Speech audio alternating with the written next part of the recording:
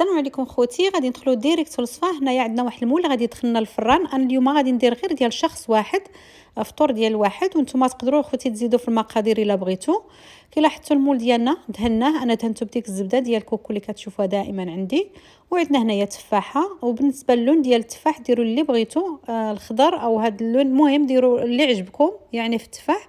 وكي لاحظتوا نقيتها وغادي نحكها بهاد الحكاكه هذه اللي عيونها كبار. ودابا الان قبل ما بديت نصاوب الوصفه ديالي راني شحت الفران في درجه 170. والان غادي نضيفوا الشوفان. انا كان عندي من الحبه الكامله النوعيه رقيقه. بالنسبه للعبار ديروا 3 المعالق كبار او نص كاس ديال العنبه، يعني بحال هكا. انا كما قلت لكم غندير فطوري ديالي بوحدي اليوم. وبالنسبه للشوفان اخوتي راني ديجا موريه لكم الماركه اللي كنشري، الخصوص اللي في المانيا. بالنسبه للحليب ديروا اللي بغيتوا. درت كاس الا ربع ديال الحليب، انا كان عندي قليل الدسم، وتقدروا ديروا الحليب نباتي وتقدروا ديروا حتى بالماء، راه كنديرها حتى بالماء غير بوحدو.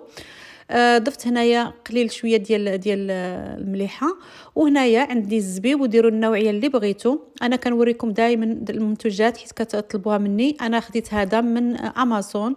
درت غير هكا شويه ديال الزبيب. هذا من النوعيه اورغانيك ديال بلاك بيوتي غوزينه. هذا نوعيه قلت لكم كناخذها من امازون. هذا النوع كحل، كديروه للعصير، كديروه في اي حاجه بغيتوها. وتقدروا ديروا خوتي اللي بغيتو في الزبيب. انا غير كنوريكم المنتوجات اللي كنستعمل. وبننت تماك بالقرفه.